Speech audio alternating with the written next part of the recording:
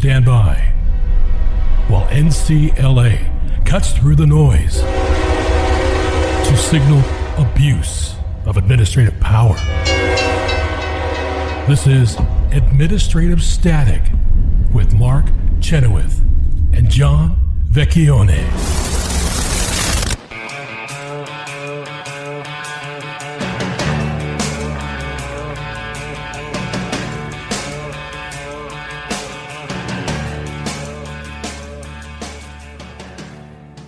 Welcome back to Administrative Static. Mark Chenoweth and John Vecchione with you, and we're going to spend the next two segments of the program talking about the end, finally, of the federal vaccine mandates, which the Biden administration announced on May 1st and which will be going into effect on May 11th. And I'm not sure why they've waited so long, and I'm not sure what's different between May 1 and May 11. But before we get to that, let me just read briefly from the White House's announcement that they put out. We are announcing that the administration will end the COVID-19 vaccine requirements for federal employees, federal contractors, and international air travelers at the end of the day on May 11th. Not the beginning of the day, John. The end of the day on May 11th, the same day that the COVID-19 public health emergency ends. Additionally, HHS, which is arbitrary too, by the way, but anyway, additionally, HHS and DHS announced today that they will start the process to end their vaccination requirements for Head Start educators, CMS-certified healthcare facilities, and certain non-citizens at the land border. In the coming days, further details related to ending these requirements will be provided. So, end of quote. I'm not sure, John, start the process to end the vaccination requirement. Just stop requiring it. There's no process involved here. You just don't require it anymore. You stop it. That's easy. Well, that's true, but I think that they're allowed to do certain other things. The reason they have this is not because anyone's worried about COVID. The reason they have this is because they have other powers for things they want to do as long as it exists. Yeah, well, and that's been true of the whole emergency, right? That's not just of the vaccine mandate. The other thing, John, that jumps out at me about this language. So they're ending the COVID-19 vaccine requirements for federal employees.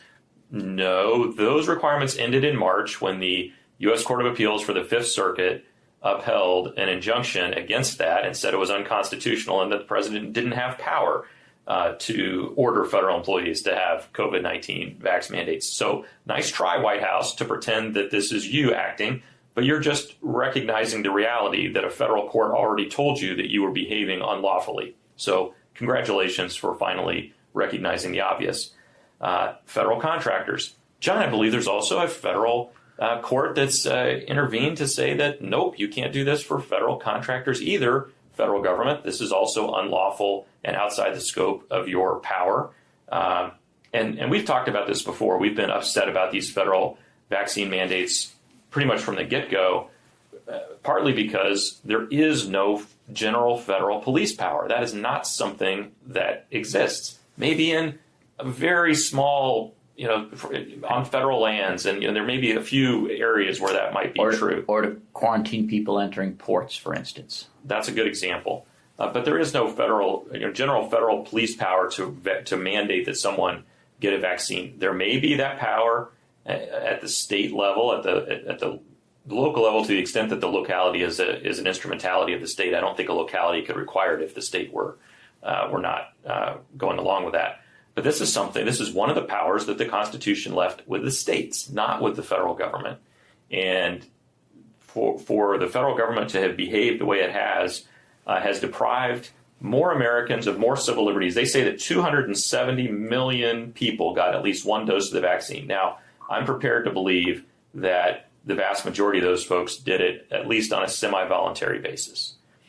But I'm also prepared to believe that millions of people got the shot either because they were ordered to by a pain of losing their employment, or because they were a doctor or nurse or somebody who was part of this CMS mandate, which was upheld, unfortunately, by the Supreme Court. But on the flip side, even if they didn't get vaxxed, that's the other liberty violator, because they lost jobs, they had to stay in their homes. They could be arrested for being in the wrong spot. We've all seen those videos, right, of people being taken off the beaches That's right. And so, they're announcing this like it's been some wonderful thing that they've achieved. No, this is the end of one of the greatest reigns of terror in American history, in my view.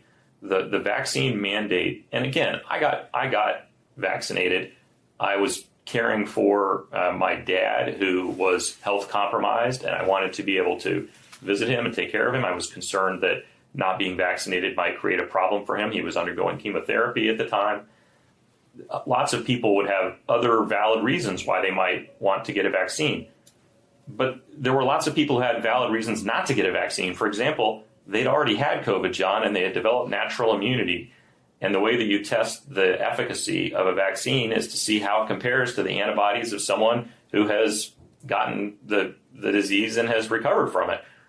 Well, the federal government ignored natural immunity for years, John, for years, at least 2. And the original way vaccines, when we think smallpox and everything, or any of those types of vaccinations or inoculations, was the benefit was you could get the resistance without getting the disease.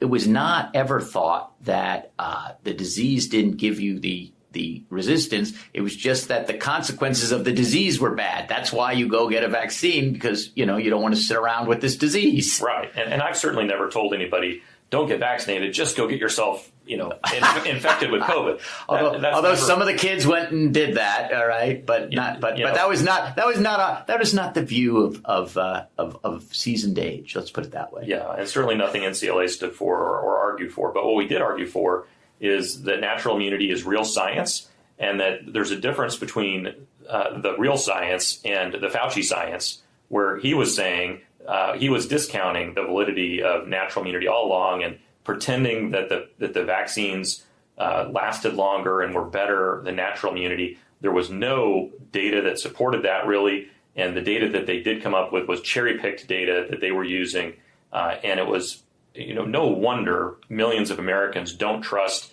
the federal government and don't trust the public health establishment after Anthony Fauci misled them for years on end. And it was like I was just saying about newly minted ideas. Anthony Fauci believed in natural immunity his entire life, from the time he went to med school till just before COVID-19.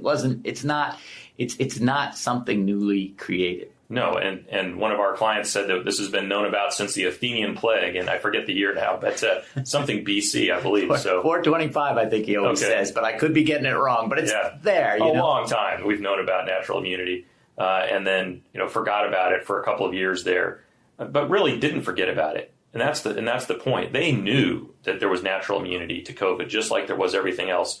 And I don't think we've gotten to the bottom of this. Maybe Congress will get to the bottom of this. Maybe they'll make Fauci testify or others testify and figure out, was this done for profit?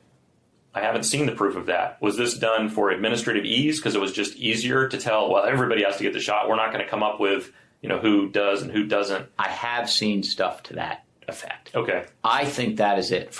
I forget where it was, but I believe that this for administrative ease was really driving this. Yeah, and shame on them to deprive millions of Americans of their liberty for the ease of the administration's running of the program or ease of getting the public message out there, and shame on them for not having more confidence in the American people. I think if the message had been, get yourself vaccinated or get yourself a test to see whether you've already had COVID. And if they put out all these free tests, John, where people could test if they had COVID, they could have put out free tests for people to test for antibodies and figure out if they had them. And you know what? I have not seen one challenge by anybody, us or anybody else, against providing free tests by the government to everybody. Right? There were no suits about that. No, no one challenged that, and that was fine. But what's not fine, in my book, is telling someone, and a lot of times, John, these were doctors and nurses who were on the front lines. The reason they got COVID is because they were out there fighting this disease at a time when the rest of us were home from work, huddled in our homes, wiping futilely and stupidly, as it turns out in retrospect, wiping down our groceries with Lysol wipes and things like that. But these folks were in the hospital taking care of patients who had severe cases of COVID at a time when we didn't really know how to treat it. We didn't really know how, whether this was a death sentence for people that, that got the disease. And then after these doctors and nurses and EMTs and everyone else in the healthcare health provider community were doing this, then the government turned around and told those same people who had natural immunity because they'd contracted COVID, you're going to be fired from your job. You're going to lose your career and your livelihood and your ability to put bread on your table for your family if you don't succumb to our demand that you get a vaccine that you do not need because you already have the natural immunity to COVID. That's despicable, John. It's one of the things that's made me the angriest of anything that's happened in my adult lifetime that I've seen the federal government do, is do that to those doctors and nurses. And all those people, nobody's guaranteed to get their job back. Now, I think in the ordinary course that this is going to fade. I think it's going to be like the Meisterburger when he gave up all his toy arguments, and then time went by and everyone thought it was silly. I think that's what's going to happen to all these people. But there's no guarantee any of them get their job back. No, there's no guarantee, and certainly this announcement doesn't I haven't seen Joe Biden once say, hey, and by the way, you should rehire people. I haven't seen him say that he's going to rehire soldiers who were fired. I haven't seen him say he's going to rehire any of the doctors and nurses that the federal government employs. I haven't seen him say that he's going to rehire any of the contractors who were falsely fired, or the employees, rather, of contractors who were fired in demand at the behest of the federal government. I have not seen him say that they're going to make good on any of these individuals who were forced to vaccinate in a way that violated their civil liberties and that didn't do anyone else any good, because it doesn't. We also learned that the vaccine doesn't stop transmission to third parties, which was the only justification that ever existed for a vaccine mandate to begin with. We're going to leave it there for right now. We'll be back after this with more about the vaccine mandates.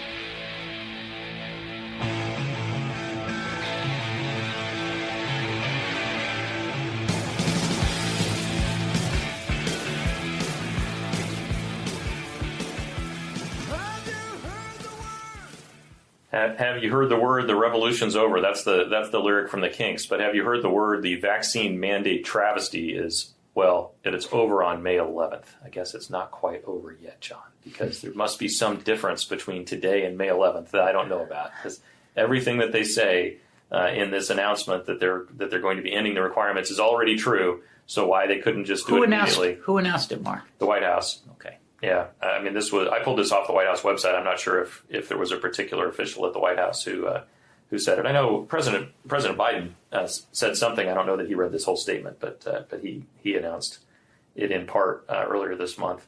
And there's so many things about this announcement that bothers me. But one of the things that has bothered me from the get-go with this vaccine requirement, John, is that these vaccines were authorized under emergency use authorization. And that was a statute that Congress had put into effect about 20 years ago in order to essentially make sure that you had access to these sorts of experimental vaccines on a voluntary basis.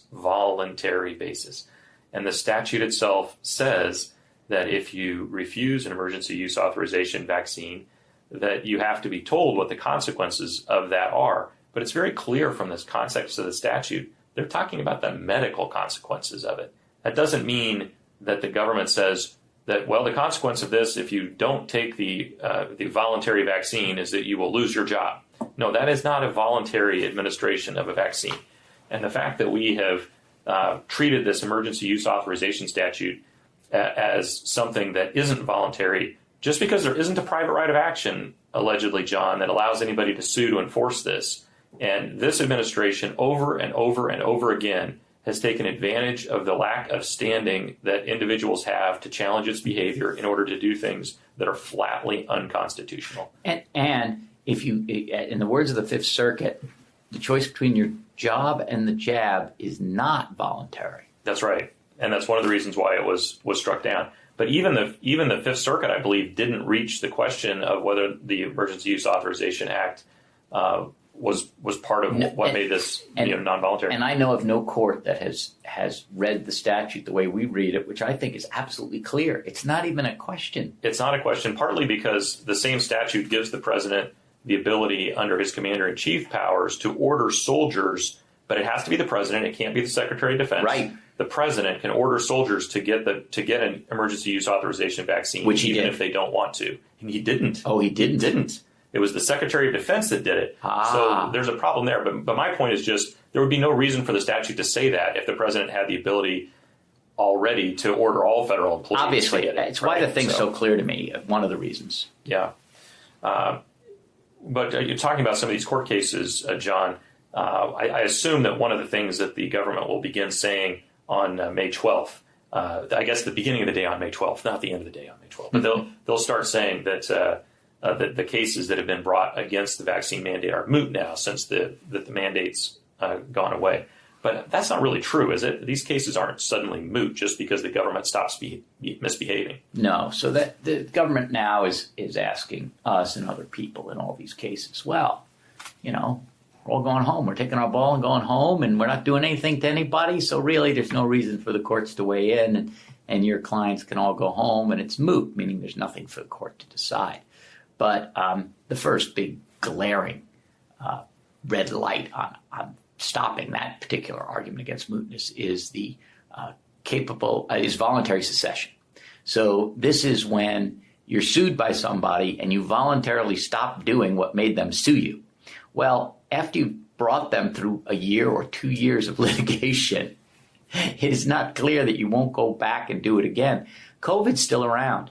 The positions that the government has taken throughout this litigation is that they could cause an emergency tomorrow because COVID's there. Because they did it unilaterally. Right. I mean, they just declared that there is one or there isn't one. Right. And they also say that the courts are not allowed to say whether the emergency is valid or not. Their position is that when the president says there's an emergency. And so, there are political things stopping the government from doing this, but there's no legal order against them right now. So they voluntarily stopped this behavior that could have been voluntarily stopped certainly a year ago. All right. I know some of our clients are listening. I know the day it was issued, it could have been stopped. I understand all that, but I'm saying at least a year ago.